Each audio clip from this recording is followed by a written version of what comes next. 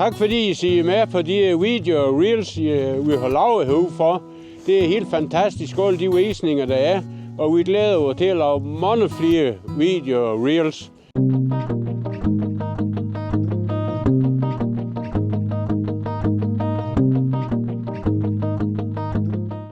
Nu er jeg 62 år, jeg kan næsten ikke have været frost så lang tid, som det har været. Nej, det er fandme noget grov nu. Det er over 2 måneder. Nu er faktisk træt af at tøve vandkop op, så det må godt lige snart tage sådan rigtigt. Vi får mask for Løkken Bryghus. Ja. Det er noget, vi giver noget for, og de kommer med. Så det er jo en ren win-win. Og de vil rigtig gerne have. Så det er jo noget, det vi bruger. Det er spildprodukter. Men det er både køer og grise, der får det der, eller hvad? Ja, det er kun køerne. Grisen har også fået det, men vi kan have hele ting. Nu brygger de først igen i næste uge, så er det her brugt. Og det er varmt. Det er cirka 50 grader, når vi får. Ja. Så hvis vi får brugt i en sådan rimelig fart, så bliver det sur. Ja, det er lunken. Ja, det kan man sgu godt mærke. Ja. Født i morges, der er jo døbt Bibi. Der er bare tyr til alle dem, der er ikke nogen, der bliver insemineret af det. Nej, vi ikke kunne få en inseminør, der er god nok. Ja, så kan du bare ringe. Ja, der skal også have lidt nummer. Og de går jo bare der og bliver mælket. Nu er om formanden, vi mælker en gang. Nu er de jo være så gamle, nu skal de tages fra om natten. Og så mælker vi om morgenen, og så går de sammen om dagen. Ja. Så tager vi dem fra for natten. Ellers så får vi slet ingen mælk. Nej, det er jo det. Jeg kan fortælle jer, at de har altså mælk i dem. Ja, det vil jeg gerne tro. Ja. De kan nok tage en 15-20 liter i døgnet. Ja. Ja, men der er også masser af mælk i sådan. Ja. Og så har vi så også Albert, det er Vidtjyt. Og hun har så også det er adoptivkalden, det er en jersekald. Ja. Det er Arne. Og heroppe på Borup Holstein, ser det nu. Ja. Og ved Hollesen nu. Ja, Peter. Ja. Så. Og der er læge Rikard. Ja. Stamherren i huset. Her er også op for Peter Hollensen. Polle Tøge. Ja. Men han er en homozygotisk. Det var en enkelt Per, ja. Han laver Polle også. Han laver også med horn. Vi har noget med horn. Vi afhorner ikke. Nej. Hornet, det har jo en kæmpe betydning for koens lugt og smagsans. Det ved jeg godt. Nej, det ved jeg faktisk ikke. Nå, gør du det? Nej, det har jeg ikke lært. Nå, vi er dyrlægen, det. Ja. Skal der virkelig ikke bare blive her? Og det her, det er jo, nu når de ser på koen, så er det brusk, eller det er sådan noget blød materiale. Ja. Nu når en ko bliver færdig med horn, og så der selvfølgelig en kvikkalv.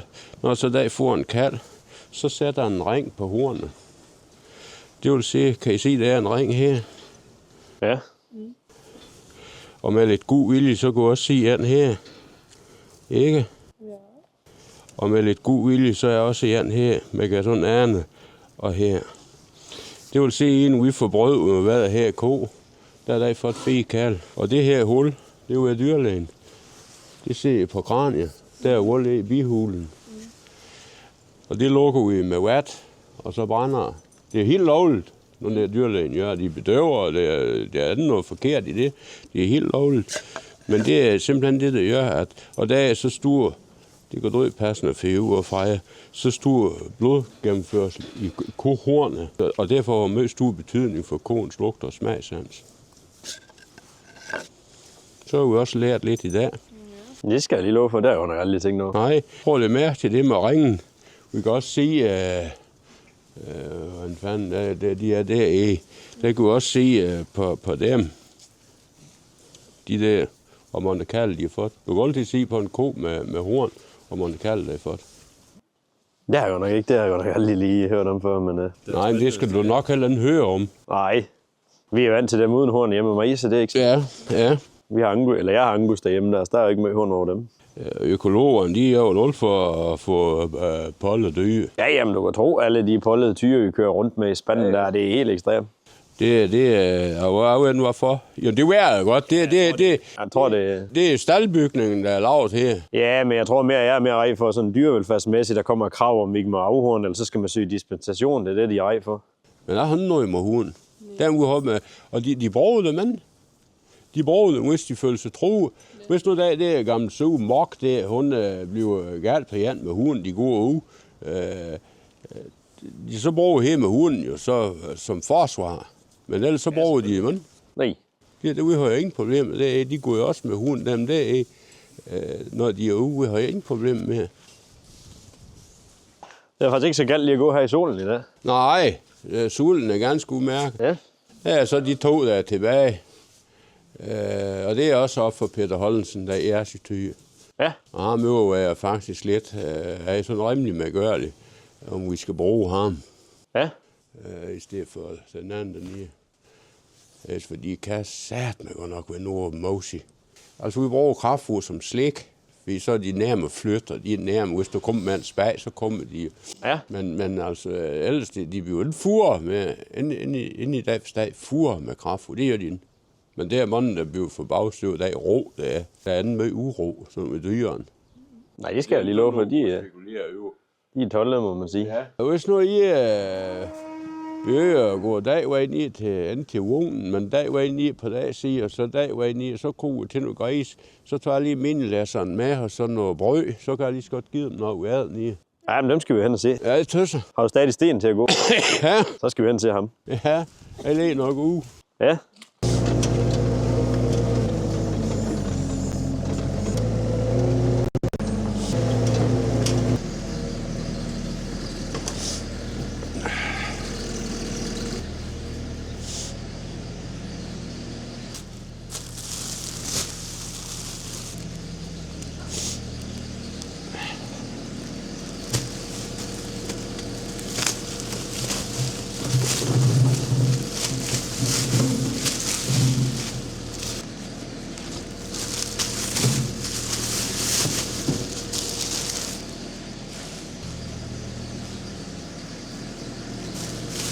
Der er godt nok møs fedt.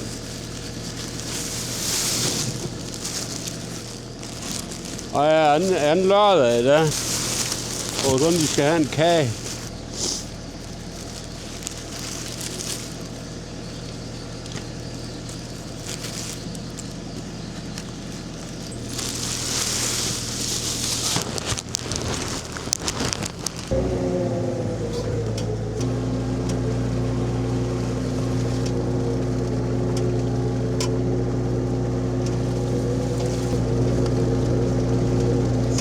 Jo. Ja, det er rigtigt. Så har jeg fået. Jeg har tit været oppe i menuen, så med op og hente. Hej. Ja, Så får I bare det hele. ja. Jeg tror bare, det er fra i år. Kan vi også få lidt en skive, hvis der er vi er hurtigt? Det tror jeg, det godt du må. Nej, Det er jeg tror, fordi, det går. det er lørdag, der er kager i dag.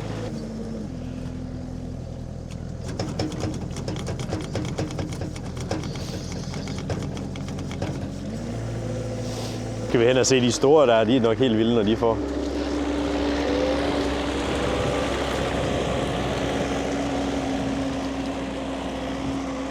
Jeg skal have realiseret min drøm med at få den minilæsser, kan jeg fornemme. Hvad for noget? Jeg vil også have en minilæsser. Det er også min drøm.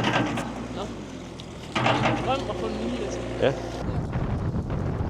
Ja. Bitte gris, eller de gris, de kan løbe på brød. Ja, det kan de nok, men der sker bare ingenting. De skal have noget, der er lidt mikro i. De går det ikke stadig og patter ved hende der. Hun er ikke færdig med at... Jo. Men nu er vi jo lige klar til i hvert fald nu, eller til sommersæsonen.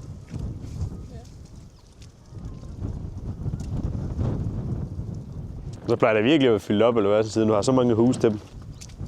Ja, vi har slat 5 søer. Vi vil den have gris om vinteren. Nej. Det er fandme en til. Det bliver så ud. Det er da rimelig pænt derovre, der er det. Ja, du snakker fanden rand. Men vent nu til frosten kommer også, så der er kommet 100 mm våd.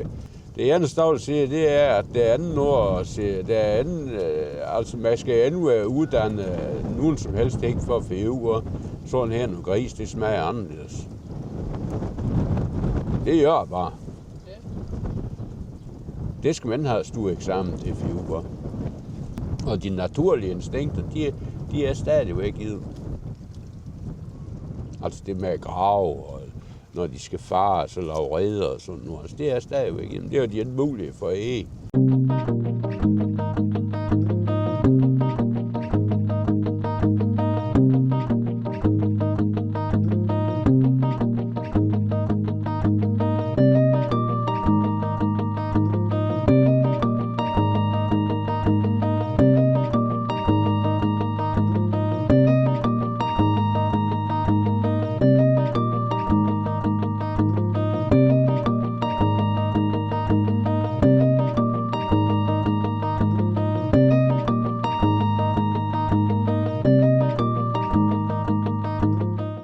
Nu må vi se, om der kommer noget held ud af det.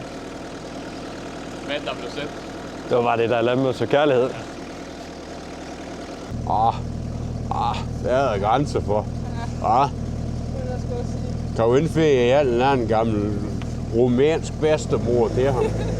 Vi skal lige give sten. Jamen er det noget, I bruger deroppe i det pastorat med det der landmand søger kærlighed?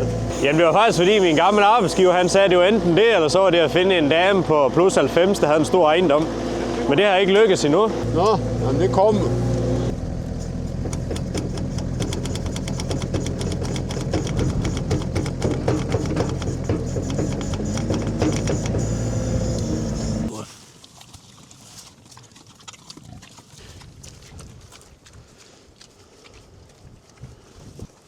Og Sten er det problem her i for 4.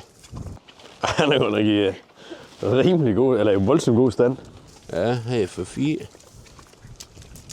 Alle de skal se Sten, når de er her. Han er så populær, det ved jeg. Ja, her er sat nemme og populær.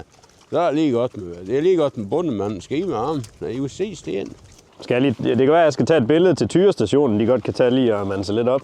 Nej, du skal tage billeder og sådan der. Du skal komme de der skriver til dig. Så du bare tage billeder og så sige tilbage. Ja. Nå, du mener, hvis de er ved om det, så... Ja, hvor var min. Det er nok bedst, at jeg skal blive immun om det. Jeg tror, hvis jeg begynder med sådan noget der, så var det heller ikke ret længe før. Så... Det tror jeg også, du skal lade være med. Ja. Men der skal en ret møg til for at holde en gris af. Det stod vi også snakke om det. Når lige først de er vant til.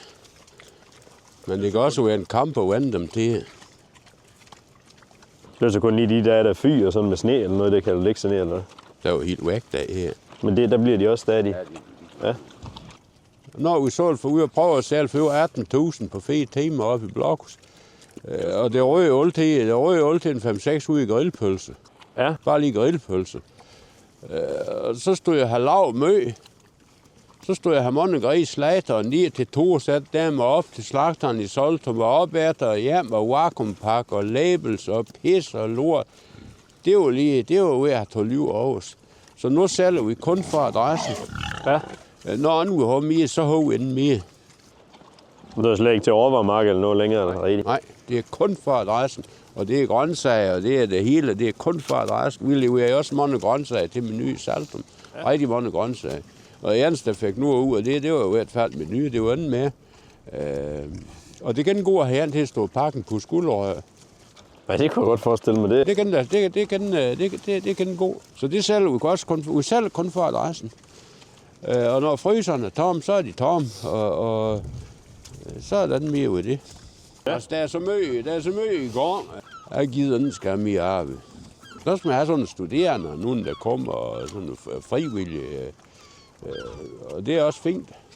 Ja, det er det udmærket. Det er bare træls, hvis man skal lade en ny op hver uge, så er det sådan lidt. Det gider den. Nej, det er det. Og skal den have flere flexjobber.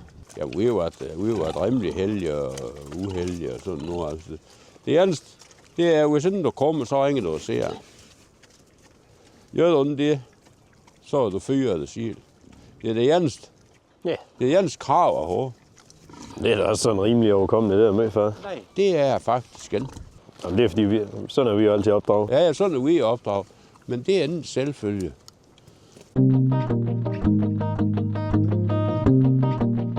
Jamen det er jo ikke mobilerne.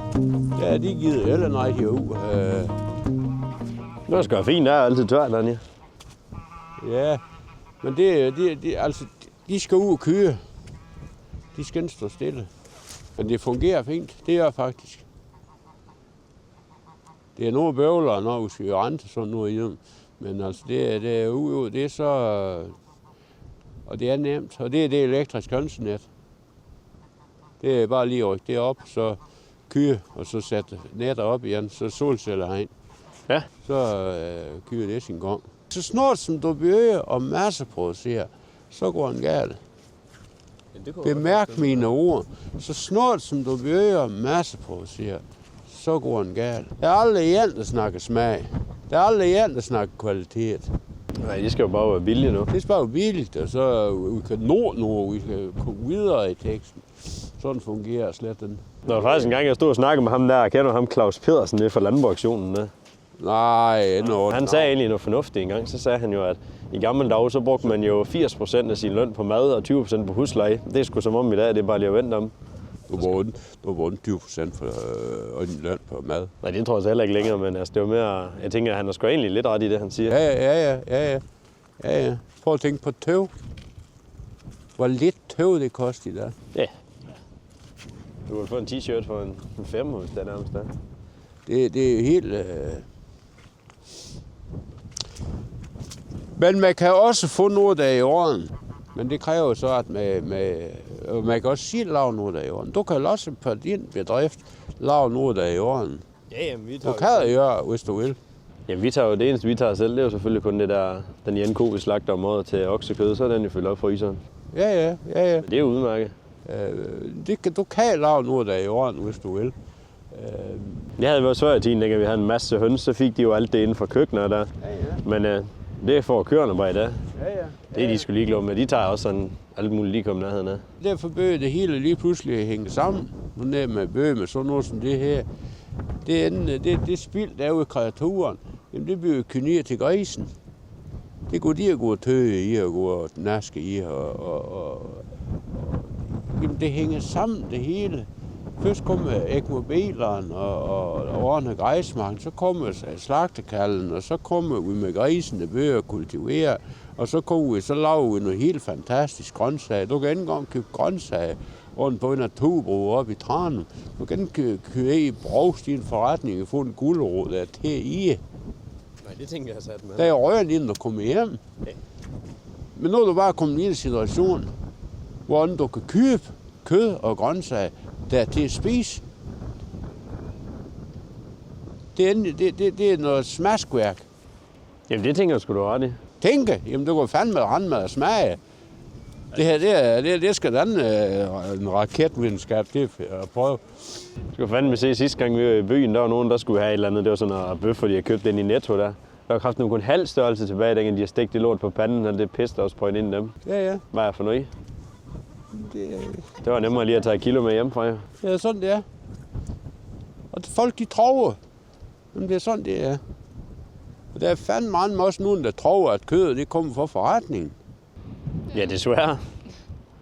Nogle af de gange, vi slagter og sådan noget der, så plejer folk jo altid lige at spørge dig, og så køber de jo altid lige det, de skal have til et års forbrug. Ja. Men vi slagter jo kun igen om året. Ja. Men du kan fandme det.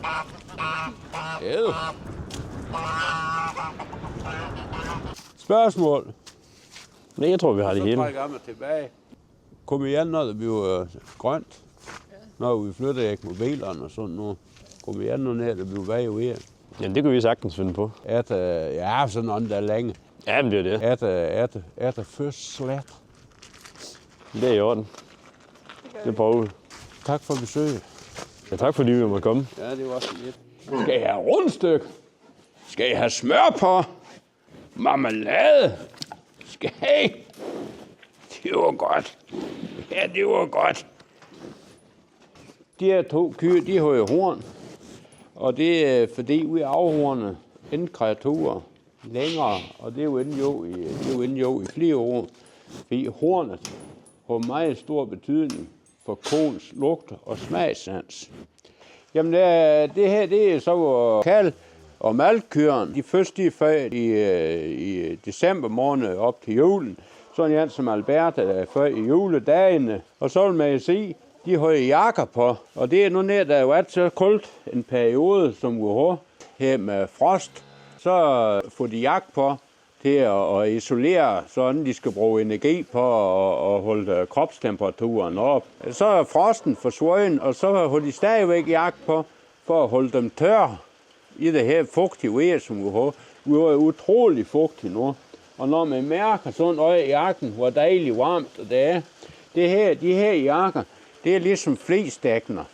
Altså de holder kalden tør.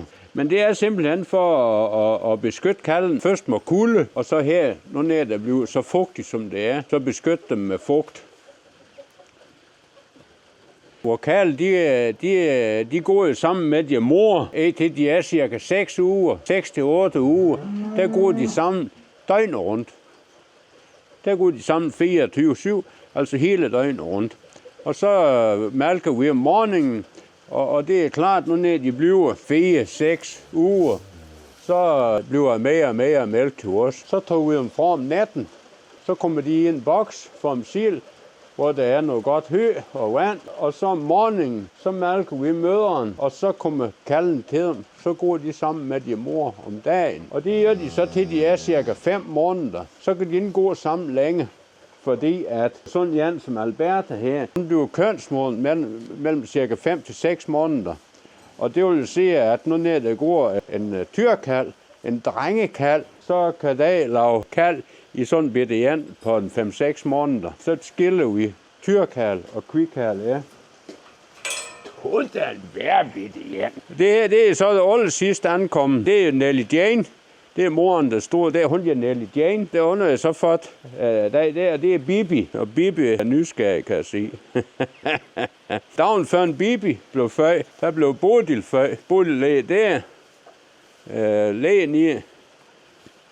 Er du snak særlig? Er du godt nok så vakker? Er du? Hej, Arne. Hej. Ja, du er også vakker. Er du en bitte klør? Er du en bitte klør? Men de her jakker, de er simpelthen guldvarer for kalden. Det er de. Så er jo for, der er så for indvendigt. Så det er helt vildt. Men jeg fandt mig lige frem lyst til at tage sådan en på.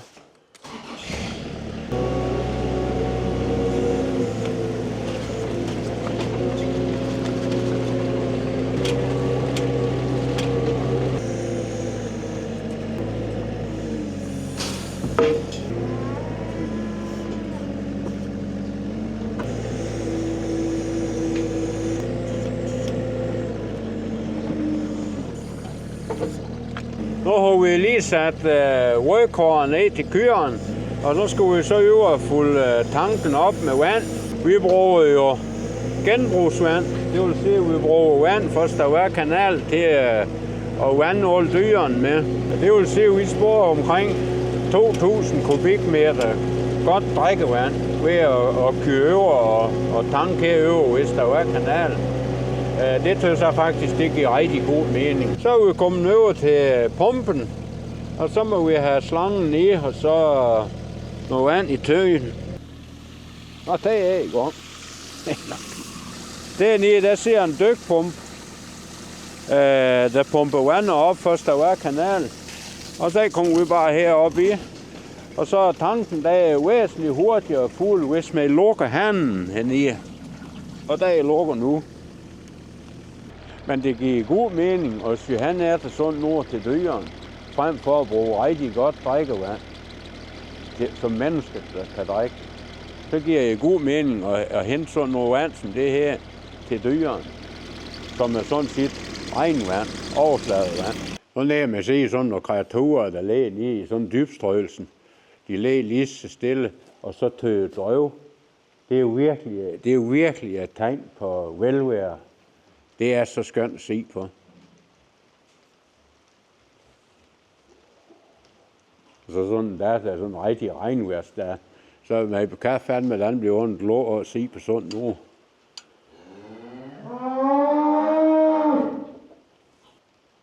Om de har godt? Jo. Der er nogle kyr, der ingen horn har. Og det er ikke fordi, vi er afhorn. Det er fordi, de er født uden horn. Det vil sige, at det er en homozygotisk far, altså en, der er polle, som enten laver orden polle afkom. Det er noget tyre, vi har brugt, men det er ikke noget, vi er bevidst. Vi har bestemt ikke noget med horn, og vi har overhovedet ingen problemer med horn. Det er årsagen til, at der ligger nogen deroppe. Der ligger en rødbrog, det er han er tøjet røv. Vipsen, ja hun. Der er ingen horn her. Hun er født hornløs, altså hun er født pollet. Og der er et klassisk eksempel. Der ligger en der med horn, og her der er håndhorn. De kan snilt gå sammen. Der er ingen problemer. Det er bare blevet en jo-til-problem, når de har horn. Og der er jo hierarki, det er jo også i mennesker, men det er at kunne hjælpe med også i kyr. Der er jo hierarki, og det vil jo sige, at det stærk bestemmer. Og er det noget andet med horn, der er det stærkest, så kan hun jo godt bruge hunden lidt til, når det er løsdrift. Og det er derfor, jeg er så stor tilhænger af bindestallen. For der står du og ser noget samme ko hver eneste dag. Dag og nat, du står og ser noget samme. Jamen det er fordi, nu jeg kommer af, skal spise om mageren, eller gå af i køkkenet og sætte mig ved køkkenbordet, så ser jeg på det samme plads hver gang. Og det tror jeg, de fleste mennesker, de gør. Vi har vores plads ved bordet, der samme plads. Prøv ind det hjem. Ser du den der hver dag? Og Emily, hun ser det. Ja. Jamen det samme er med kreaturen. De har jo også de plads i bindestallen. Så bindestallen er en helt fantastisk stald, når kreaturen kommer ud dagligt, også gerne om vinteren. De føler sig tryg, når de står på det samme plads, og vi føler jo også tryg, når vi ser ud af samme plads ved køkkenbordet. Faktor dag.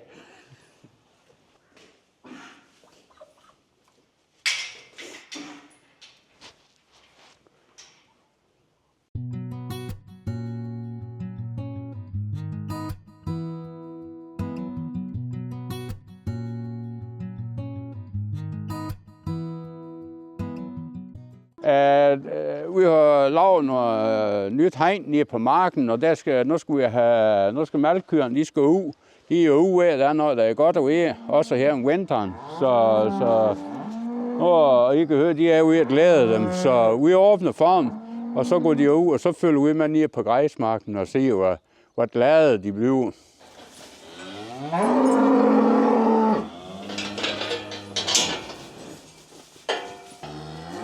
Så prinsessemusen.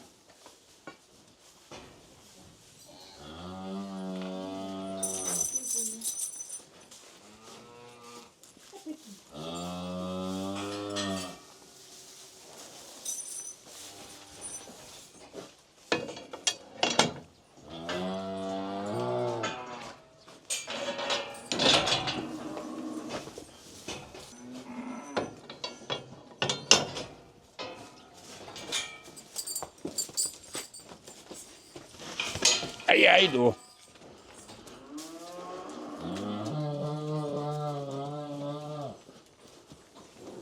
Det er storkald.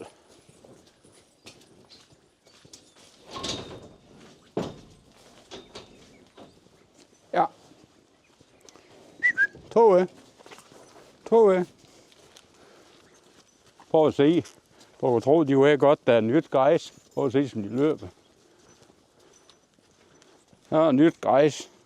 Så er vi gamle, så kommer vi i lunden her bagefter. Og Tove, her er vi de gamle. Jamen Tove, der er græs hernede. Kom du nu med. De vil gerne være ude nu. Når de også har haft en lang periode, de var det i.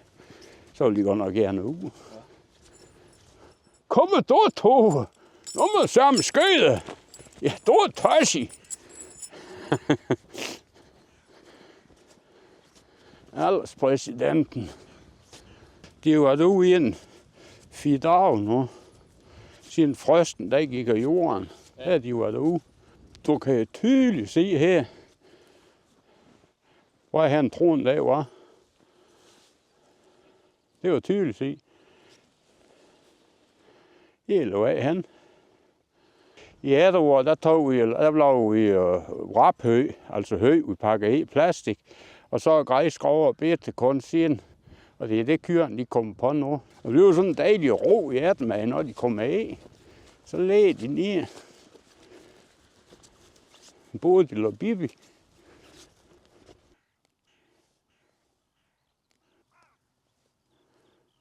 Og de skal så have øremærke. De må gå 14 dage uden øremærke.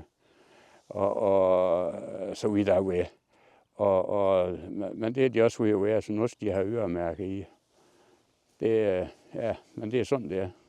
Når ved hvorfor de skulle i lige inden 14 dage, de går lige så godt være i inden de er 3 måneder. De har noget alder, sådan de skal have. Det er mærkeord, det er Danmark.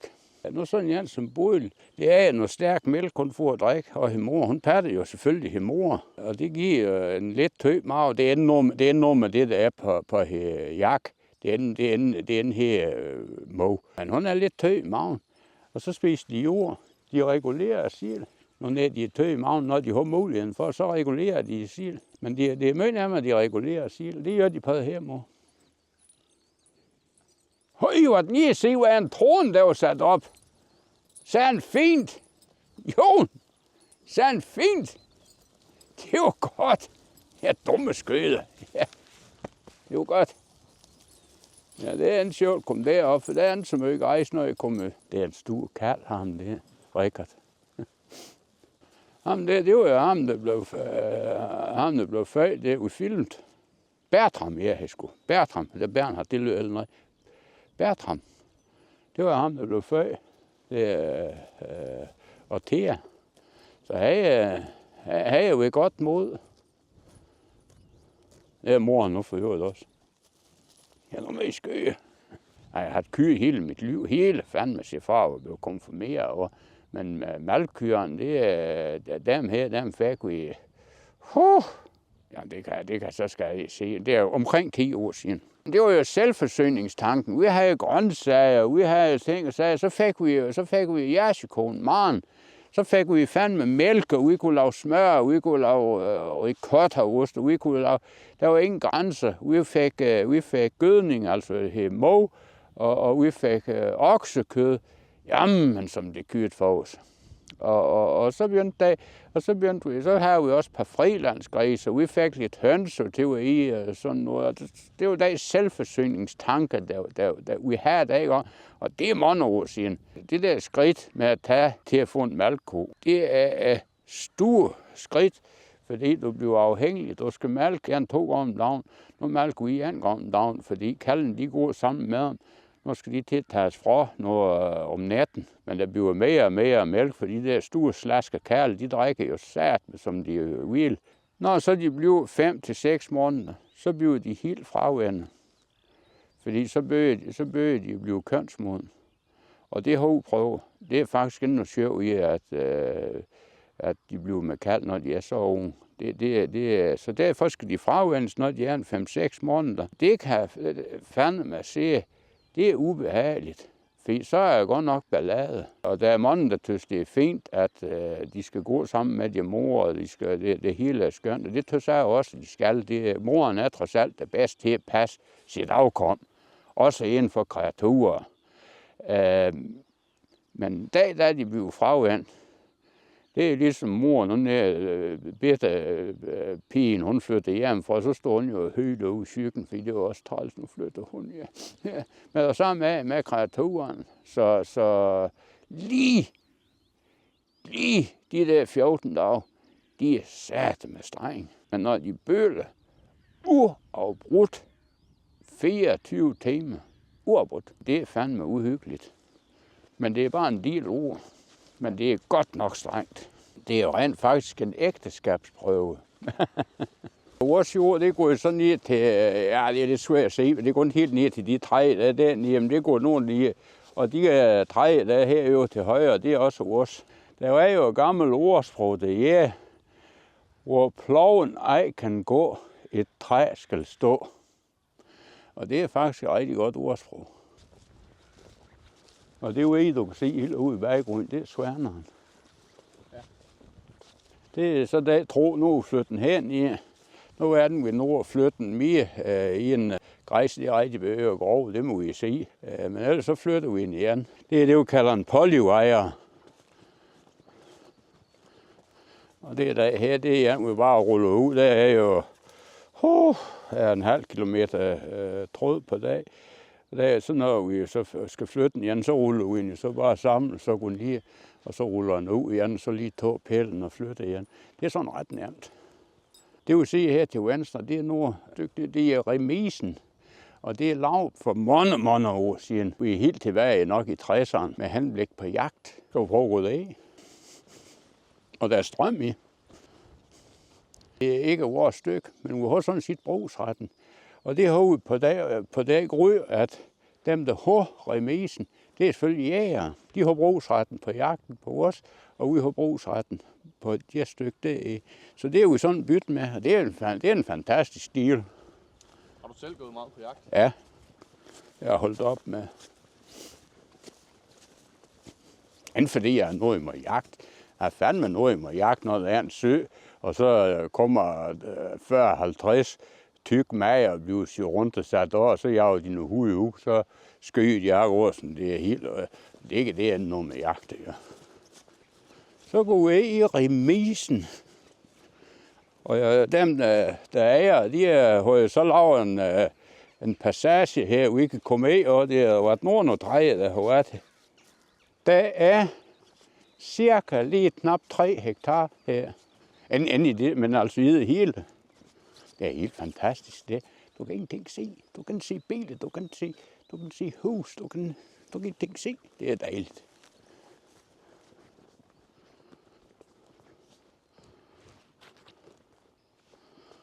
Det er sådan en lille sø.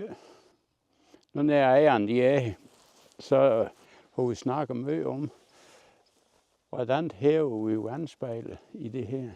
Men er nogen, der har nogle gode idéer til, hvordan man hæver vandspejlet i sådan en sø, så hører vi meget om i kommentarfelterne.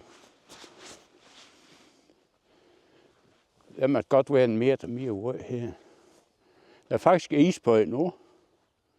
Altså græsset, det slår jo, og det kan godt være, at vi sætter hegn op der, så dyrene kunne gå. Der er jo altid læ. Og ellers så må man med, at Kirsten tager termokage, så gå hen i og se, få en kop kaffe og nyde. Det er helt fantastisk der om sommeren. Det er helt vildt. Og der er nogle solceller, halvøjeværker, og det er sådan noget med, så giver der lige bid af bedre korn ned til anderen, korn i rød. Men der skulle jo fandme være noget mere rødspejl. Det er heldigt til at tænke på at få nogle gravmaskiner her, der er så stue det ind til at løbe helt løbsk. Forbrugeren har jo ansvar for det, de handler, også af fødevarer. Men forbrugeren glemmer bare, når det bliver billigt, så glemmer vi alt om dyrevelfærd.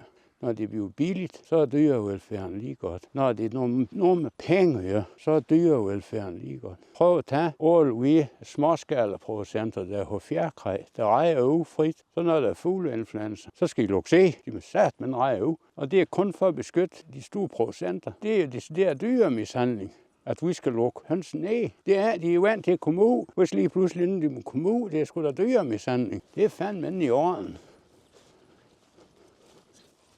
Vi glemmer jo samtidig, hvordan det er dyrene, de er, og hvordan de er i rette. Og dyr, det er jo vanedyr. Det er ikke om det er kyr, gris eller det er fjerkræ. Det er vanedyr. Det er de jo vant til.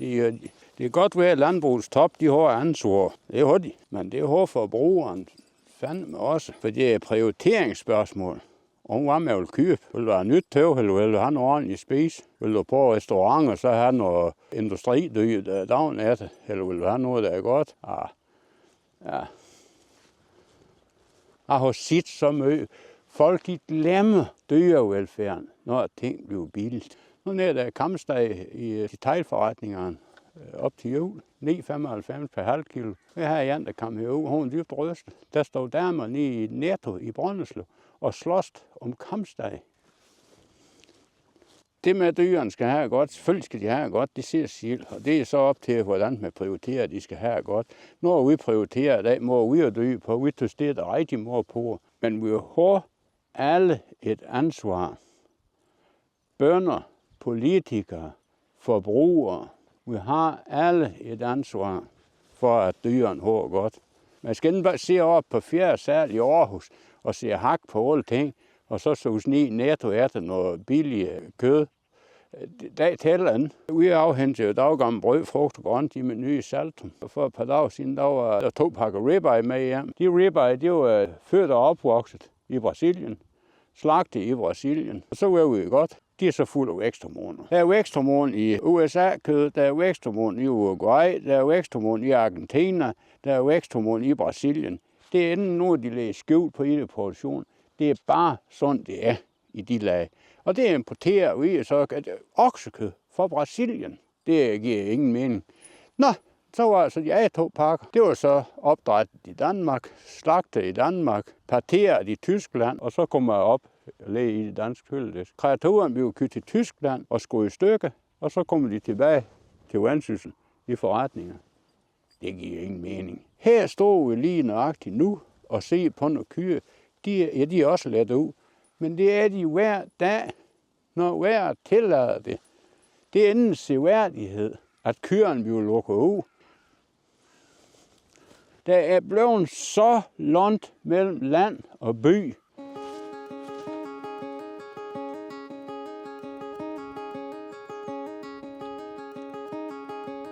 Nej, du er en dygtig gris. Det er du. Jamen, det hjælper en bare chance.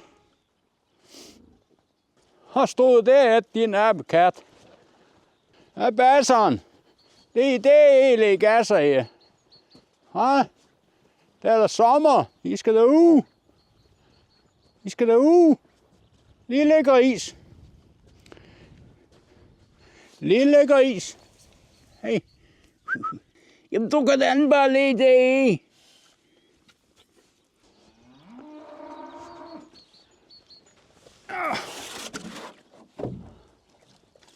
De kommer også ud. Jamen, vi gør ingenting. Jamen, det er klart, at er noget svineproducenter, der har fuldt de regler, de skal, så skal de have en eller anden form for bøde eller straf, eller hvad de skal have. Vi har alle sammen ansvar over for dyrevelfærd. Hvis forbrugeren siger, at vi vil ikke have industrigris, jamen så bliver han lavet. De kan sælge dem her i landet i hvert fald. De kan gå til eksport. Altså det er vores allesammens ansvar, og vi kommer altid længst med en tovejes kommunikation.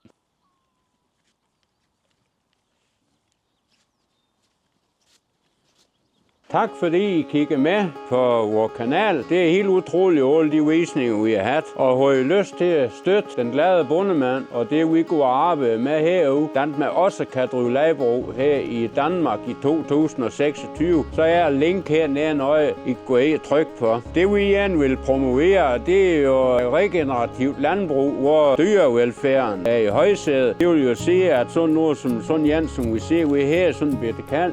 Der går jeg sammen med sin mor, til da jeg er cirka 6-8 uger. Og så bliver han fraværet om natten, malker vi om morgenen. Og så går den sammen med sin mor igen, til der er en 5-6 måneder, til der bliver kønsmoden. Der bliver en afhornet. Vi afhorner ikke vores kreaturer. Tak fordi I kigger med. Vi ses til næste YouTube-video.